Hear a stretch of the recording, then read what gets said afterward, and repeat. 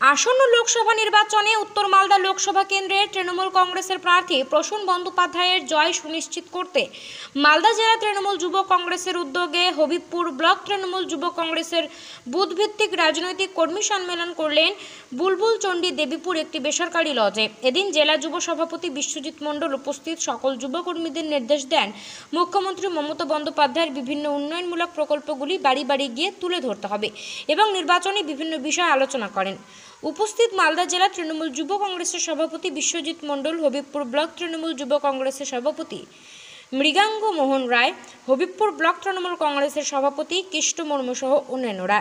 মালদা থেকে পরিমল মণ্ডলের রিপোর্ট, উত্তরবঙ্গ 24।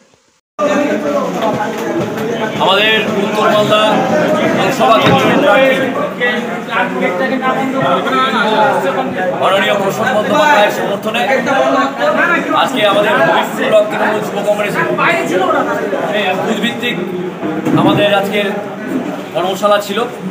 সেখানে আমাদের অঞ্চল নেতৃত্ব, ব্লক নেতৃত্ব, ব্লক সভাপতি এবং জেলা কমিটি যারা এই ব্লকের দায়িত্বে রয়েছেন তাদের প্রত্যেককে নিয়ে এবং মাদারপুর সংগঠনের জনপ্রতিনিধি প্রত্যেকেই এই ব্লকে যারা নেতৃত্ব দিচ্ছেন সকলকে নিয়েই আমরা আজকের এইখানে সভা করলাম।